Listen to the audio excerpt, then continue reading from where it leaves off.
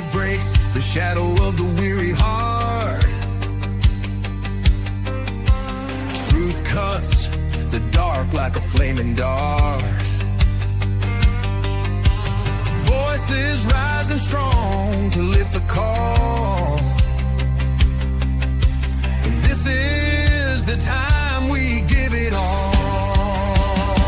Lynne Scott Haggerman bringing the fire. Words that ignite hearts burning higher. Faith and power, no chains can bind. Step into the light and leave fear behind.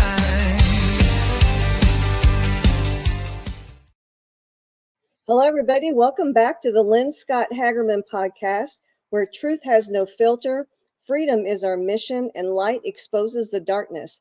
I am your host, Lynne Scott Haggerman, survivor of child trafficking and medical experimentation underground at a U.S. University Medical Center in conjunction with our government through MK Ultra mind control. I am the voice they tried to silence, and I am silent no more. Praise God. Today, I'm an international award-winning human resource consultant, an independent LifeWave distributor, a marathoner, weightlifter, child of God, follower of the Lord Jesus Christ, and friend to Holy Spirit. Praise God. Be sure to visit my websites, the letter Q, the word grit, grit.org, where I am supporting the aftercare of the little ones who've been rescued from above ground and below ground trafficking, as well as helping adults recover from any type of trauma and providing aftercare for all ages. Please visit me too, Live Younger with Lynne, LYNNE.com, where I'm an independent LifeWave distributor, and you can purchase the X39 and Celergize, which together will regenerate your stem cells, reverse age. It's the fountain of youth. It is the wearable med bed. Now let's get to the truth, and I want to share a bit about my guest before I bring him on stage. I am so honored and blessed to welcome John Gizzi. He is the chief political columnist and White House correspondent for Newsmax. He is known as the man who knows everyone in Washington. Praise God. He has decades of insider experience and has received many awards, including the William A. Rusher Award for Journalistic Excellence and CPAC's Journalist of the Year. We're going to dive deep today, folks, into global revelations like the hot mic conversation between Xi Jinping and Vladimir Putin on organ transplants and immortality, as well as major developments here in the U.S., from Trump's plan to rebrand the Pentagon from the Department of Defense to the Department of War. We're going to talk about the debate over the National Guard, immigration enforcement, and we're going to also talk about vaccine mandates and will they stay or not. Hello, John. Thank you for being here and welcome to my show. Lynn, it's a pleasure, and thank you for that very moving introduction about the only thing a gentleman can do is die. John, this is going to be a great conversation. I can tell. Sure. I can tell right now. So I'm going to jump right in. We have all heard the hot mic between, with the world leaders walking down the red carpet. Yeah. And I'd like to know, what was your first reaction to Xi Jinping and Putin? The conversation about being 70 years old is like being a child, and we're going to have, or maybe they are going to have the ability to live 150 years using organ transplants for longevity, and they were even talking immortality. You did an article on that. Yes, I did. And I spoke to Congressman Chris Smith of New Jersey, whose reaction was, this is the kind of conversation Dr. Joseph Mengele would have. Yes, it is. Of course, being the diabolical Nazi scientist who experimented on twins and other things that are just too disgusting to even elaborate on. Very simply, you have two strong men, presidents for life, who want to live forever and talked about it. Congressman Smith, senior member of the House Foreign Affairs Committee, has been on the issue of organ harvesting for years. In fact, since 1998, he He has either chaired or participated in numerous hearings on that. Organ harvesting is the forceful seizure of 1 to 6 organs from a living individual and then transplanting them. It's a grisly practice, and Congressman Smith has introduced legislation that would not only ban the practice, but would charge $250,000 and up to anyone known to practicing it, and a 20-year prison sentence. Plus, it calls for the collection of information from countries known to violate the laws on organ harvesting, notably China. It passed the House of Representatives in May with only 1 no vote, and now it's gone to the Senate. I can say that Senator Thune, the majority leader, is supportive of it. President Trump has signaled he will sign it into law if it comes to his desk. The one stumbling block, and I'm going to work on this next week, maybe I can be a little more informed, is why Jim Risch of Idaho, chairman of the Senate Foreign Relations Committee, has not scheduled a hearing on this all-important legislation after 4 months. I will say before I finger point or speculate that just maybe the surprising and rather scandalous conversation between Xi and Putin just might be what triggers him to have a hearing and, eventually get this measure passed. So, John, is this legislation only applicable to other nations and not the United States, or is there also pieces in that legislation that ban this in the United States? I think it was 2 weeks ago, RFK Jr. talked about how we needed to be aware that in U.S. hospitals, whenever they would do organ harvesting, people were still alive. And So will this legislation also address that, or is this just for our international relations? Oh, no, this is worldwide, and it's in the U.S. as well as around the world. It essentially bans and seeks means of discouraging the practice of organ harvesting. And the congressman who's been working on this for so many years, what is behind his mission to do this? I mean, it's a righteous cause. And why has he not gained traction after all these years? It's such a despicable practice. Congressman Smith is one of the most forceful and committed human rights advocates of either party in the House of Representatives. I've known him since he was first elected in 1980, and he's now one of the 2 most senior members of the House of Representatives. I saw him and Congressman Hal Rogers of Kentucky elected with Ronald Reagan in 1980. This is his great passion, human rights and the rights of the individual worldwide. He started having hearings on this in 1998 in the House when Republicans had control, and I believe he was a subcommittee chairman on the Foreign Affairs Committee. Since then, he has had numerous hearings on it, and out of it all came the Organ Harvesting Act of 2025. There was an original measure in 2023. It passed the House. This was amended to cover more ground, and it passed the House again with 1 dissenting vote. And this is his passion. If there's an egregious treatment of an individual anywhere in the world, you can count on Congressman Smith to be on top of the issue. I might add that when we talk, it's never a brief conversation because he explains the whole process to me, and usually that he's been in a particular country. So he has witnessed it firsthand or heard of it through eyewitness testimony. Yes, Yes. Yes to both questions. yes, yes, yes. Yes. Yes. Okay.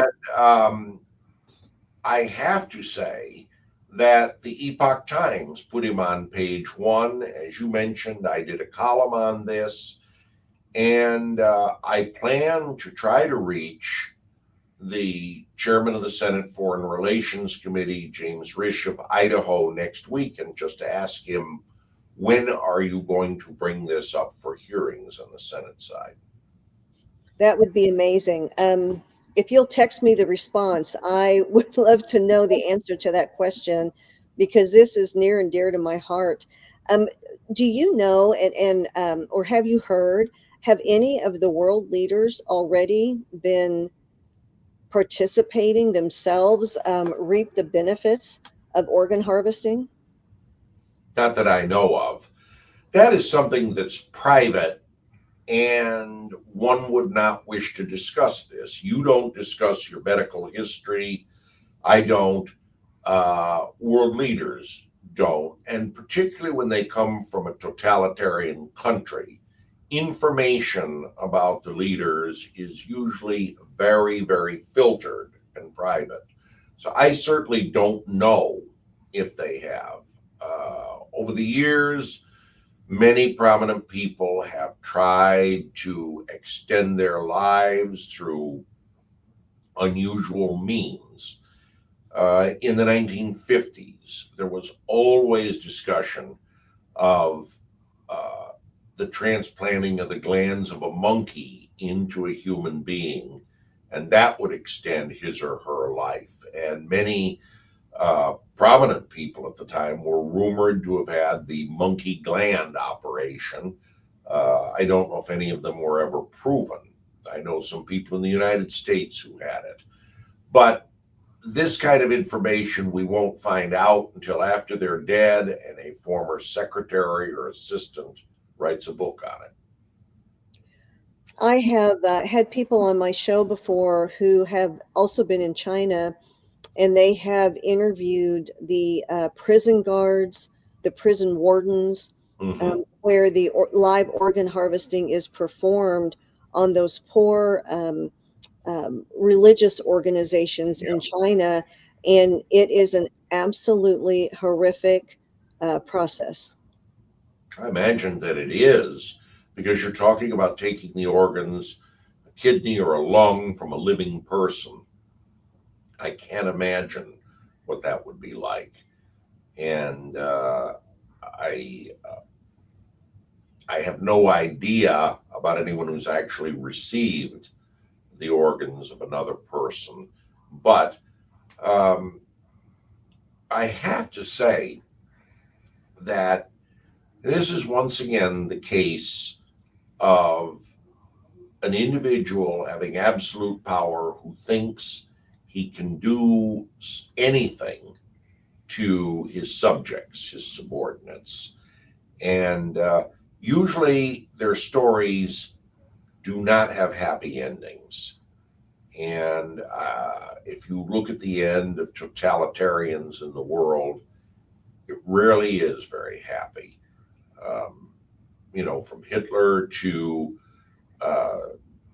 Mao Zedong, they all died very sadly. Ceausescu of Romania, executed by his own people. Mussolini. In the words of Shelley, here lies your tyrant who sought to rule the world, immortal.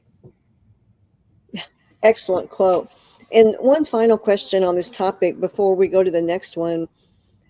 RFK Jr.'s comment about how in the United States at the U.S. hospitals, organs are harvested live from U.S. citizens during the organ harvesting process. That shocked America. And he also shared that there's no anesthesia used because that would harm the organs.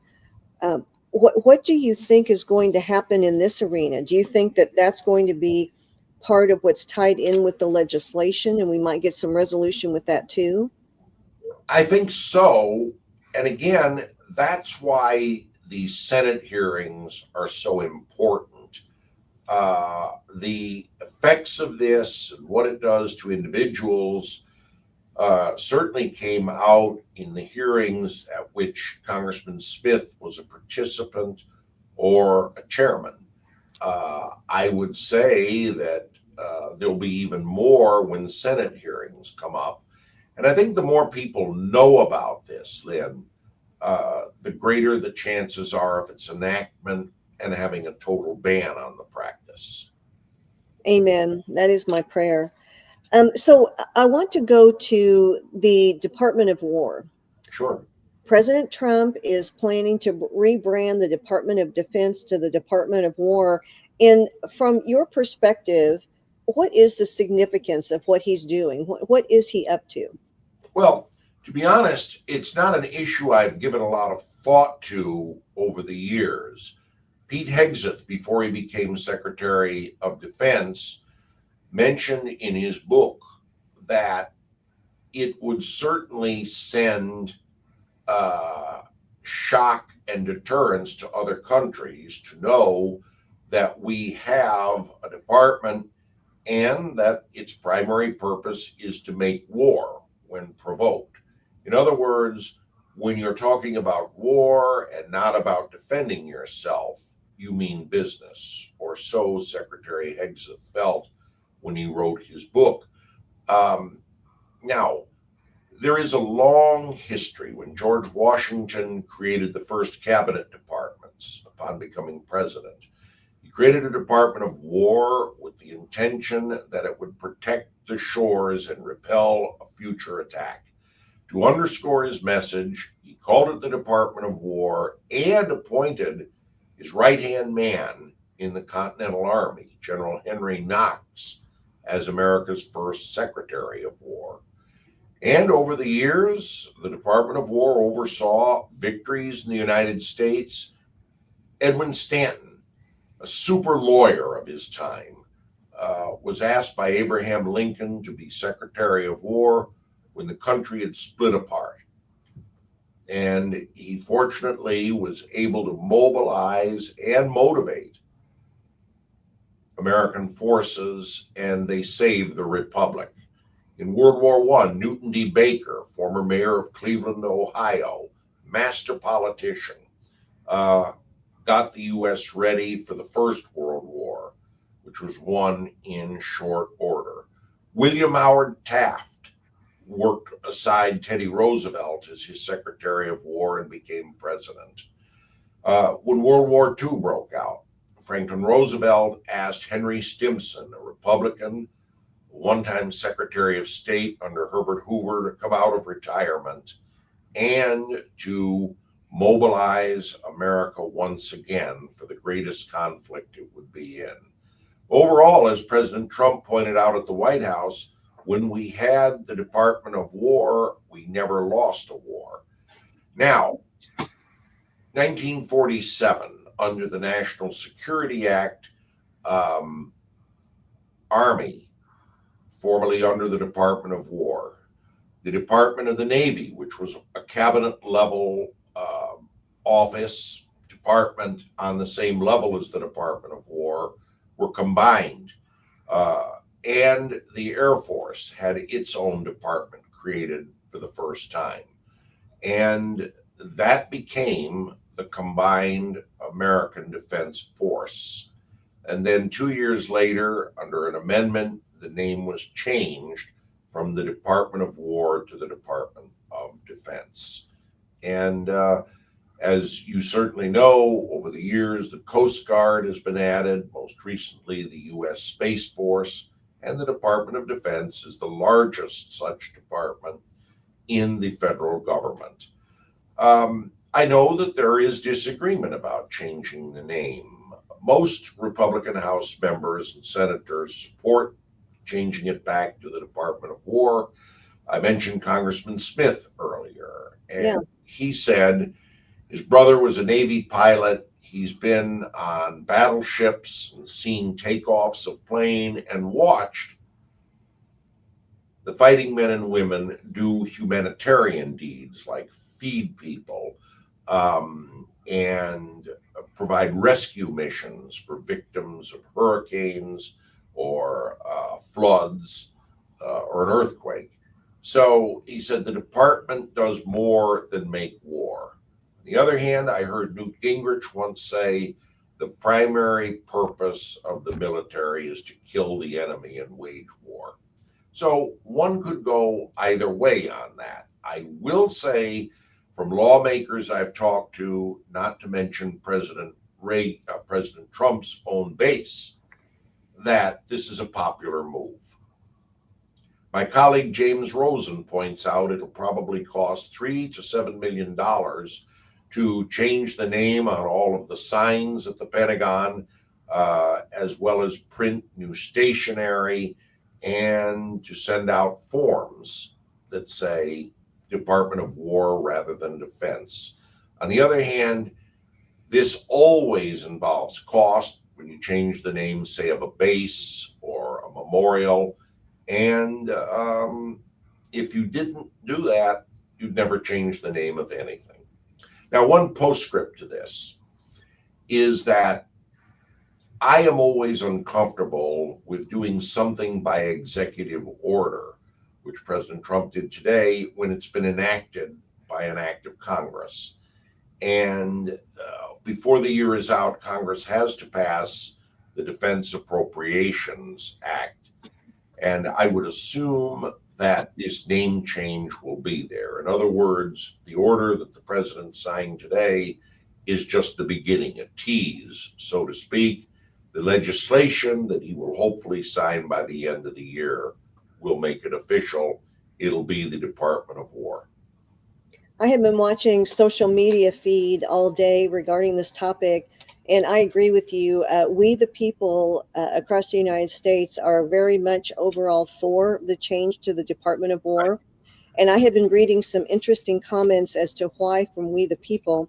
And the number one seems to be that the U.S. citizens overall, with the wars that we've had, have not been wars to defend our nation, but more wars to have wars for the military, to the military defense contractors to make money. And so the calling it the Department of Defense is a misnomer, because they are a Department of War creating wars. That's what I've been reading all over social media. So that seems to be popular to rebrand it to what they actually do, just as a side note. So on the National Guard, let's switch to that. It's very similar, just in terms of our military. President Trump sending the National Guard to D.C. Tell me about your thoughts on that. Well, I live in the District of Columbia, and using the subway system, I have seen armed troops walking there, and it does create a feeling of safety. There is no doubt about that. And in addition, we have a major homeless problem in the district. The president has said that the homeless will be not allowed to sleep out on the streets and be moved either to an institution, a hospital, or something like that. Now, when I was a kid, I hated people who said when I was a kid. Now I say it all the time. When I was growing up in Hartford, Connecticut, I never saw homeless people. Yeah. I would read the New York newspapers that my parents brought home, and occasionally read about how what was called then vagrants were arrested and often sent to mental institutions. So it was in Connecticut. There was a major institution in Danbury, Connecticut, and that's where those who were homeless, or someone who did not have $20 in their wallet, could be arrested and sent to. I always went outdoors and had money with me. And in 1976, the Supreme Court essentially ruled that forced institutionalization was unconstitutional, and they reopened the hospitals and the homes for the mentally disturbed. No one could be forcefully incarcerated. And that's my first experience seeing people lie on the streets. President Trump is clearly setting the stage to have this tested again in the Supreme Court. So, did I hear you correctly, John, say that the mental health facilities opened their doors and had everyone just walk out? They had to. You were deinstitutionalized at the time, and it was a 1976 ruling by the Supreme Court. And I submit to you, that's when people began to see for the first time people lying on the streets. I'm on the Friends of the Library board in my neighborhood. And one of the things that the librarians explain is that those who do not have a home can come in and eat there as well, and they can't be ejected from the library. So, I'm still stuck on mental institutions being forced to open their doors and let people on the street who needed help. So, I'll have to wrap my mind around that after we talk. So, I'm glad to hear, I've been hearing that from a lot of citizens in DC, that they do feel safer with the guard there. They do feel safer with Yes. the military presence. Do you see this, or have you been hearing, is this going to be a long term? I heard the mayor, I believe it was today, say that she was welcoming them permanently into DC. It all depends on the city. Now, as you also know, Lynn, Chicago and its mayor and the governor of Illinois, Governor Pritzker, are very much opposed to troops coming in. Now, this is a city with a high crime rate. Right. This is one that is essentially looking the proverbial gift horse in the mouth on this. And my guess is that there will be other cases, as there was in Los Angeles, where the crime rate is such a threat to people that the federal government will send them in regardless of what local officials say. My own thought on that is mixed. On the one hand, it's good to see crime down, and the District of Columbia, which is created by the Constitution and not an independent city of any kind. It's essentially still a ward of the federal government, albeit one that can elect its own leaders here. But the federal government has the final say. I'm sure there will be challenges to this approach in other major cities, and we'll see it. It all depends on the city and on the political leaders there in the end. Whenever I look at this, I think from just a regular, everyday US citizen standpoint, and to have to try to function and survive with these high levels of crimes is not what the United States of America is. And to be afraid to go outside your door, to walk down the street, to go out at night, that's not what we, the people, think that America is either. So to me, it defies. I'm in Missouri, so there's a lot of show me state logic, common sense going on in this part of the nation, and to me it defies logic that there would be leaders in a city that would be all right with high crime rates. I can't even begin to wrap my mind around that. In 1968 in Kansas City, there was rioting along racial lines, as there was in the rest of the country.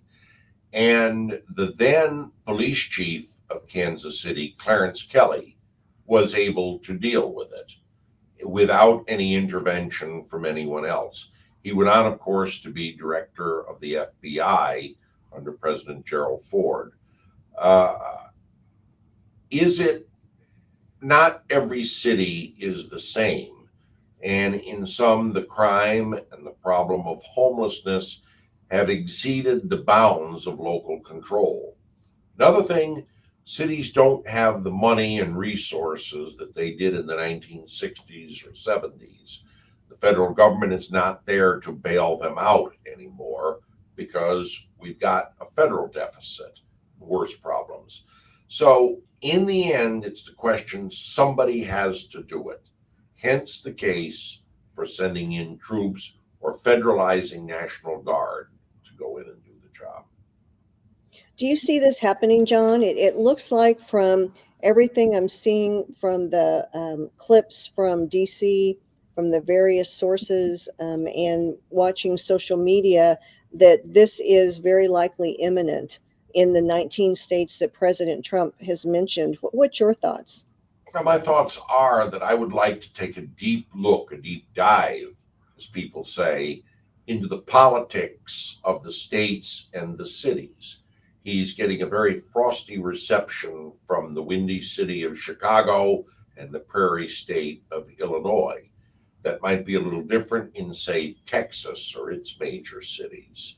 And it's all going to be on a case-by-case or state-by-state basis. Do you have, and I'm sure you do, what are your thoughts about why, for example, Chicago is pushing back so desperately when their crime is ridiculously out of control and has been for a long time? Clearly, the local and state authorities are not able to handle it, or they would have by now. They would have by now. I could give you several reasons, Lynn, for it. Part of which is many cities are cash strapped right now. And I see right here in the district, being on the board of our library group, that we have to make do with less in the library system. And that was one of the first areas that was cut.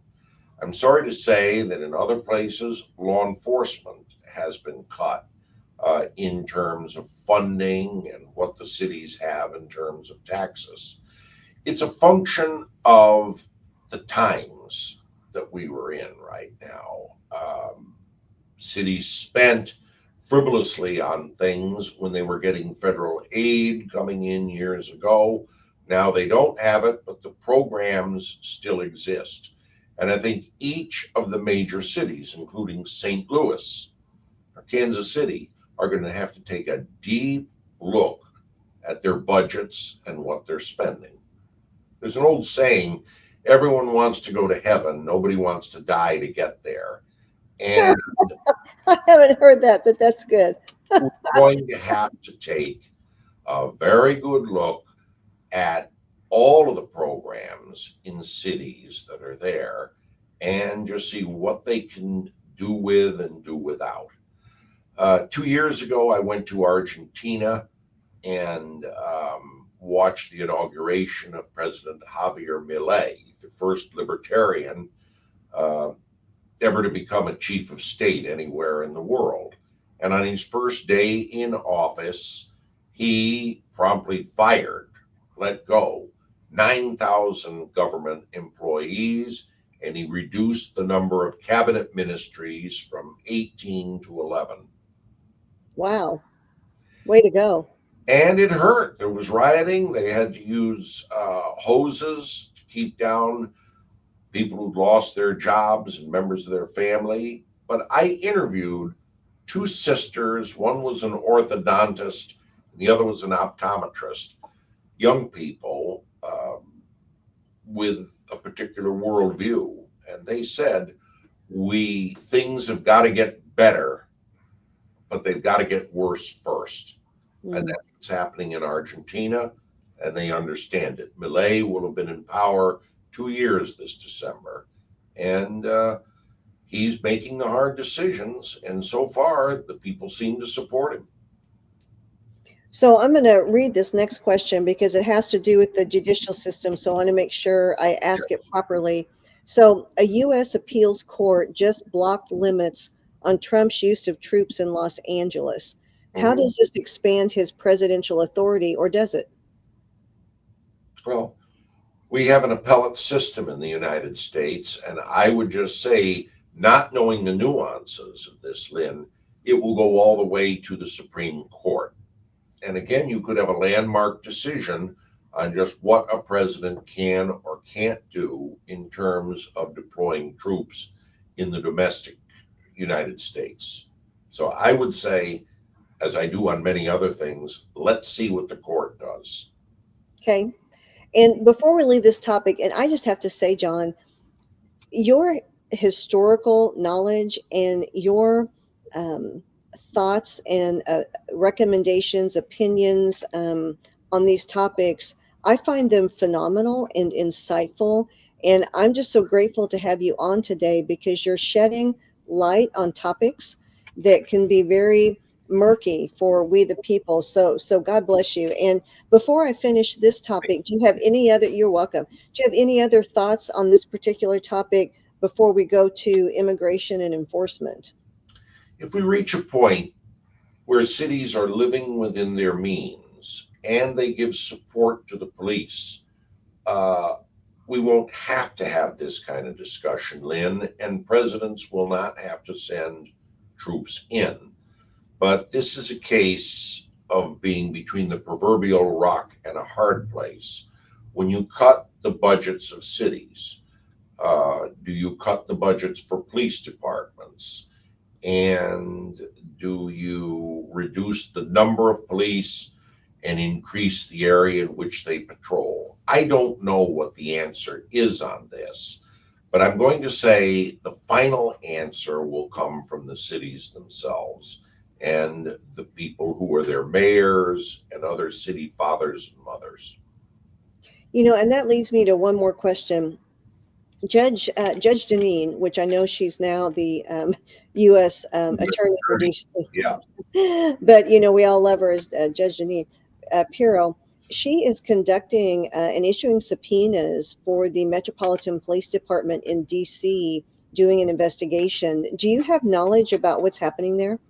I don't, and I will tell you, the U.S. Attorney's Office keeps things very close to its vest right now in terms of information. It's one of the largest of the U.S. Attorney's offices here, and I do not have information on this. Neil McCabe, who had been the spokesman for Ed Martin, whom I thought was going to be U.S. Attorney, always said he would set up an interview and I could ask Mr. Martin himself. Mr. Martin was not confirmed and he was moved over to be the U.S. Pardon Attorney. Still interesting, but that doesn't give you an answer to your question. So I would say I should probably redouble my efforts to interview Judge Janine. It would be fascinating. If you're able to secure that interview, I would love to I watch Newsmax and follow that, but I would love to know when she would be on because I think that would be fascinating. And just hearing through different people, I had a source, a retired general, who said that there are military prosecutors now in DC also. And I found that fascinating. I'm not sure if you've heard about that. No, I haven't heard about it. And one thing you'll find about me, Lynn, is that if I don't know a topic, I'm certainly not going to bluff you or your audience out there. Sometimes people respect you more when you simply say 3 words, I don't know. And I love that because what you do know, I mean, you amaze me, John, your knowledge of history, your ability to remember all of these names. I'm so grateful to have you on today. So immigration and enforcement, Alligator Alcatraz.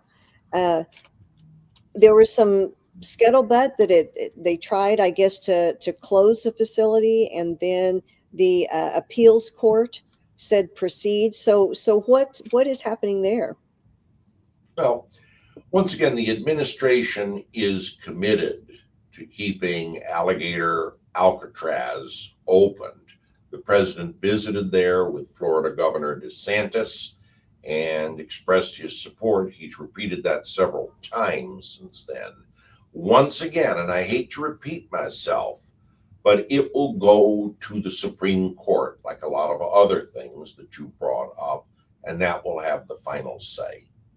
And this is why it's so important who's appointing the jurists to the Supreme Court and to the lower courts as well.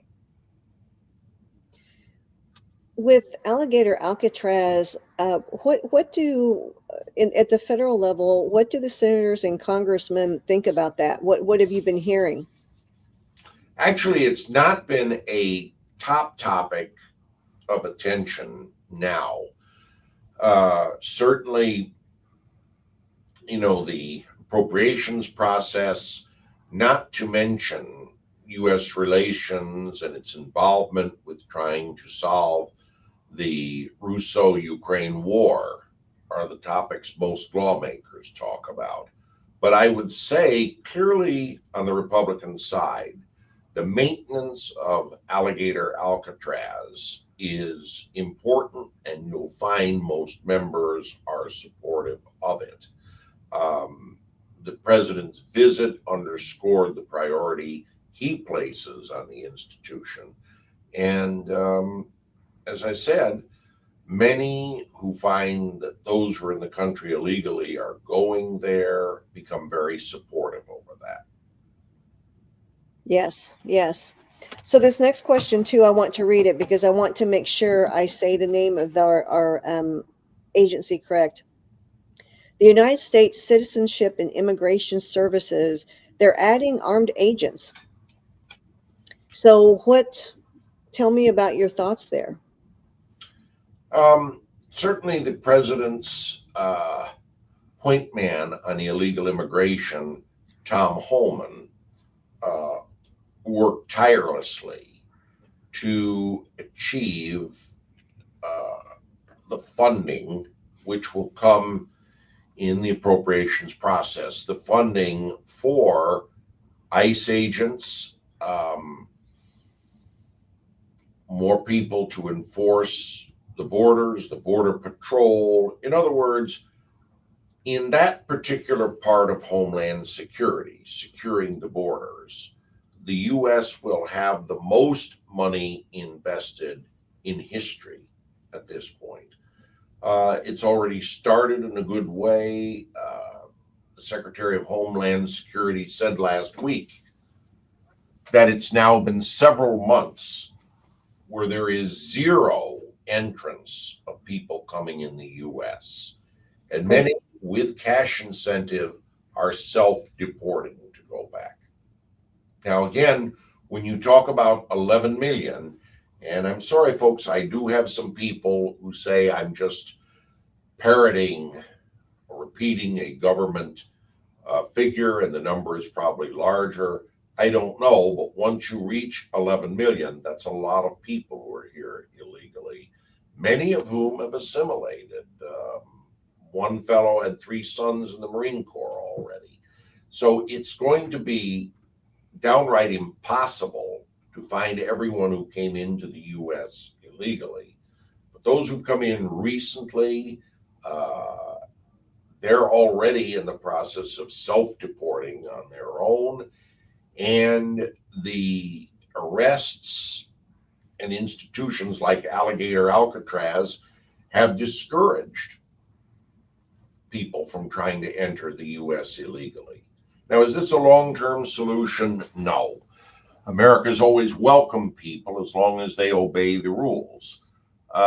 And what is going to happen, I believe, is that there's got to be a complete streamlining and overhaul of the Immigration and Naturalization Service to where someone needs a visa, work permit, any of those things, they can get them without languishing for 6 months and thereby finding just simply making a run for it into the U.S. with no legal permission more attractive. Something's got to be done because there will always be people who want to come legally and become U.S. citizens eventually. I say let them.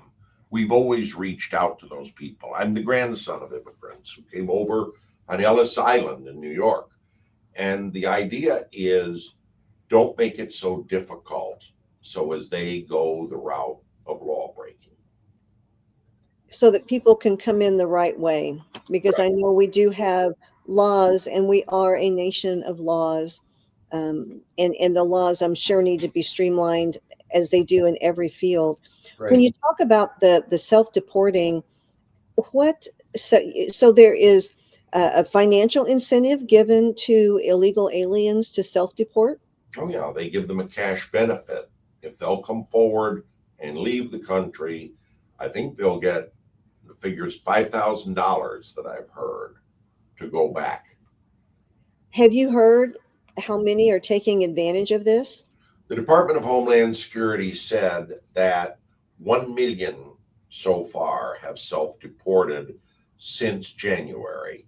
I'd like to see the actual figures and where this is happening and the basis of it. But that's the party line, so to speak, the official line. You know, we didn't talk about you sharing about this before we came on the show, but I'm confident you have information on this. You mentioned Tom Homan.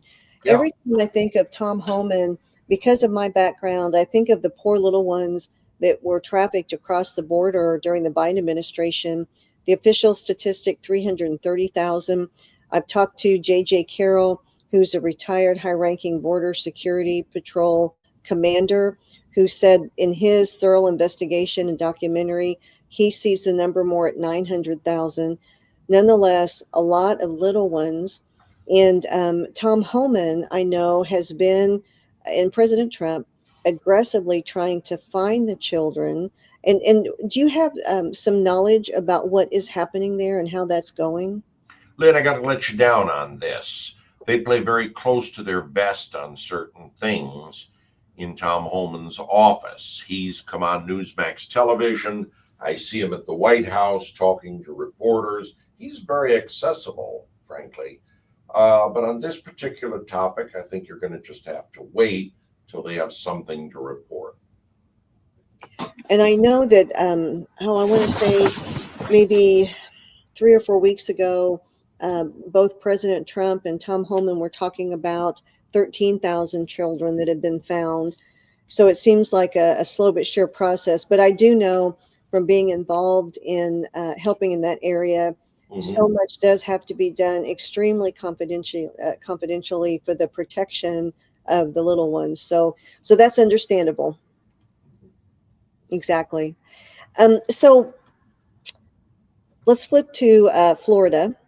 And Dr. Latipo, the Surgeon General. So I had the privilege of having his wife on my Rumble channel, the Lynne Scott Haggerman Show, probably 3 months ago. And she's just a beautiful, beautiful woman, beautiful soul. And he is too. I have not met him, but from my interview and talking with her, I know he is. And just watching what he's done, I mean, he was a phenomenal warrior and hero during COVID. And everything going on then. He gave a very passionate presentation this week regarding the fact that no human being should be able to tell any of us what to inject in our bodies.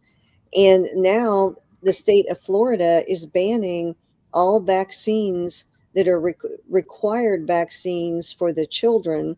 And Dr. Oz, I was reading on social media today that he is very supportive of their efforts to eliminate the childhood vaccine mandates. How is all this being received in Washington?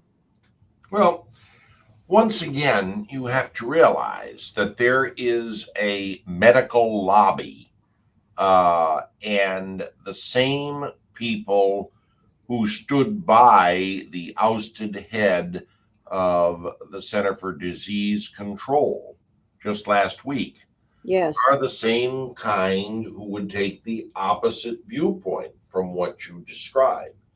And they are true influencers. They're people who just have that capital D, small r period before their name.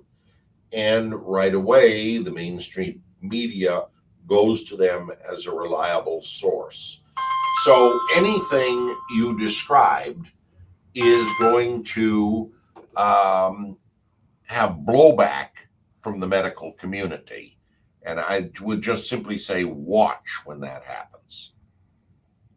So the medical lobby, when you mentioned the gentleman at CDC that was recently terminated, there, pardon me? Lady.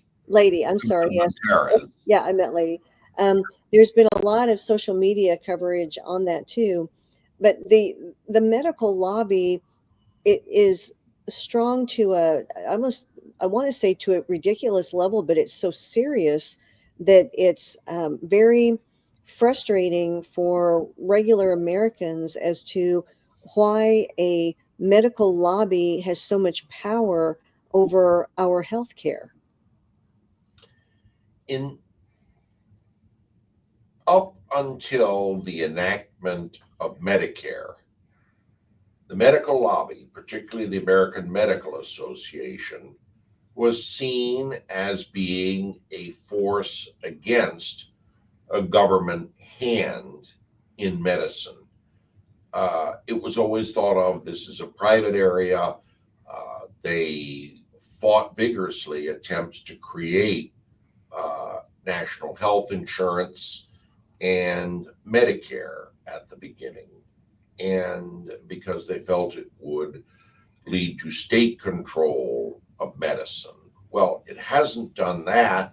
Quite frankly, a lot of people in that same community now find that under the status quo, they tend to do very well on things. And I could describe all of the different ways.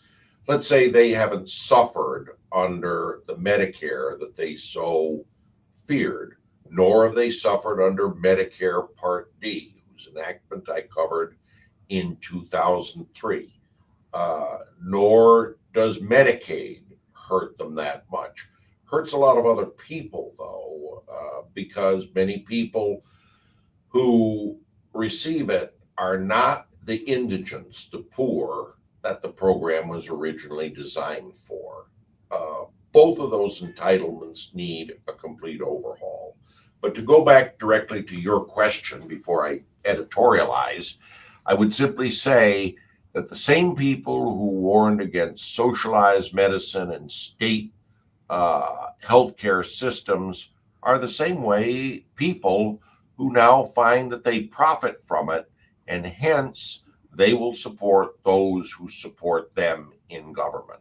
A disruptor, such as Robert Kennedy Jr., need not apply.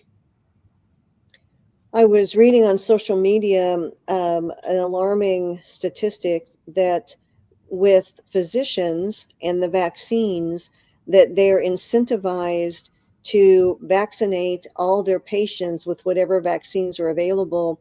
And if they receive a certain percentage vaccination rate of their patient population, they get major bonuses up to $1 million.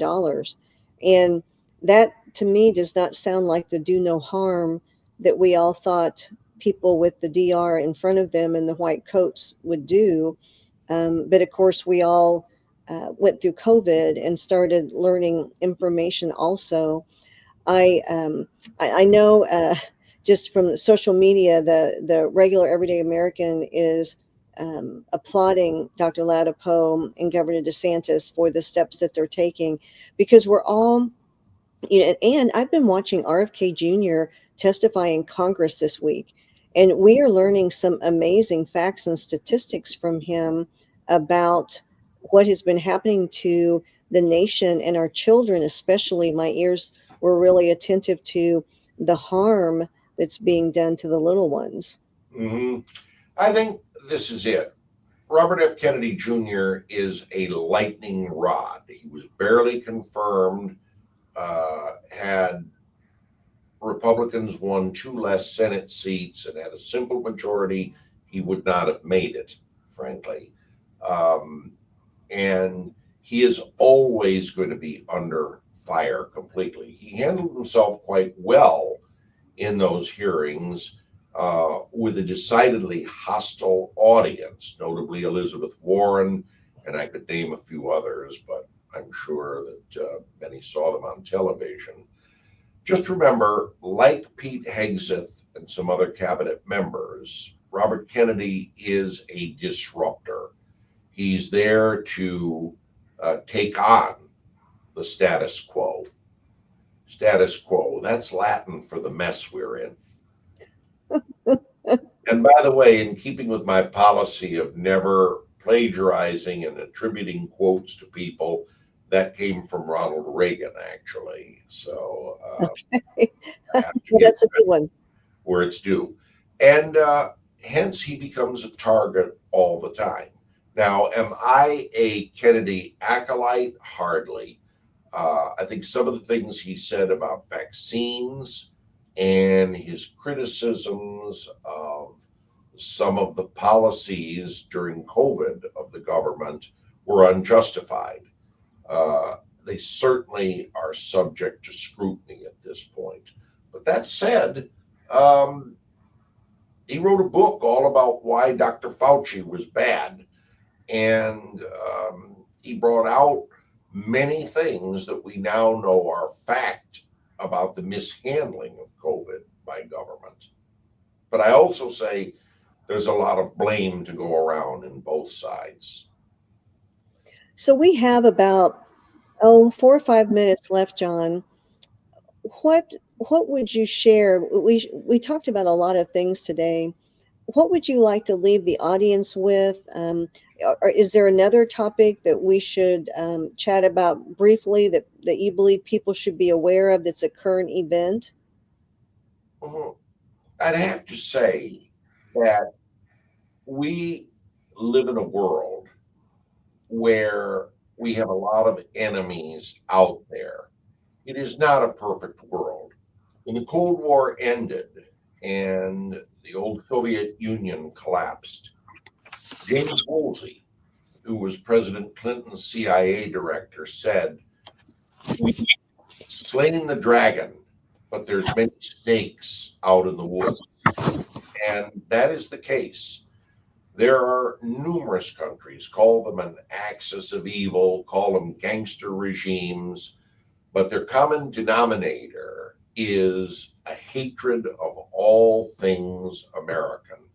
And they're emboldened by division and rancor in this country and encouraged by our failure to do something to thwart their efforts. And that is a fact that's out there. Is the war in Ukraine necessary? Probably not. Does the U.S. have a part in ending it? Yes, so long as U.S. troops aren't committed. If one can get people to a peace table and move on, that's a good thing. One thing about President Trump, he is someone who hates the thought of Americans dying in a foreign country somewhere.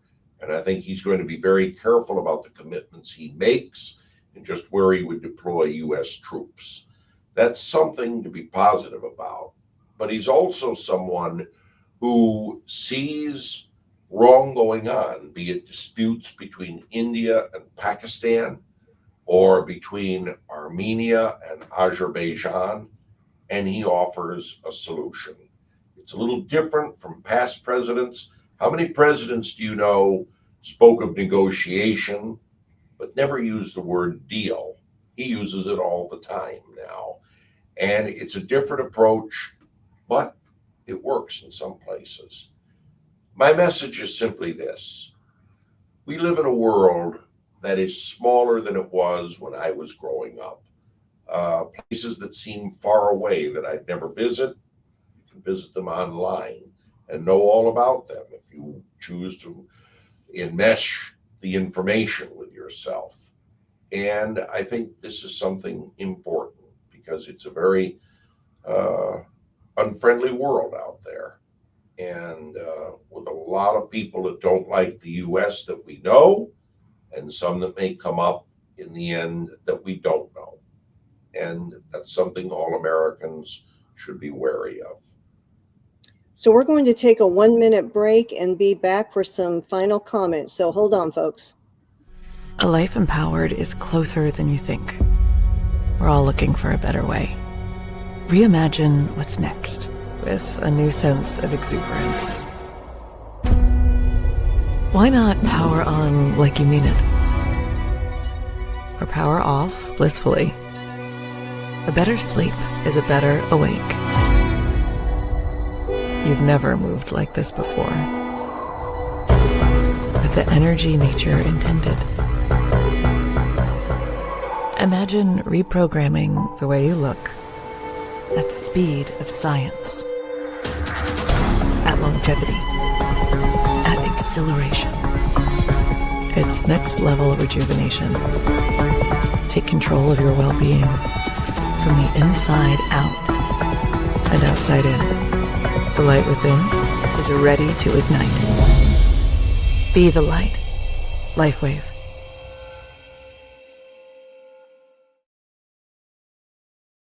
Please go to liveyoungerwithlynne.com, order your X39 and Celergize, where your stem cells will be regenerated. It is the fountain of youth. It is the wearable med bed. Welcome back, everybody. John, you're doing amazing work for humanity. You're doing amazing work getting the news out, keeping us educated. And I know you're currently with Newsmax, but tell people how they can follow you, how they can read your articles, which are amazing. I've been reading them. Tell people how they can reach you, follow you, find you. Well, very simply, go to Newsmax's website, newsmax.com, and you'll see my articles. If you Google John Gizzi on politics, you get to see me exclusively on it. And if you really want to follow me, go to X and at John Gizzi. Well, very good. I encourage everyone to do that. Thank you, John. Godspeed. And until next time, this is the Lynne Scott Haggerman Podcast, where truth is rising, and so are we.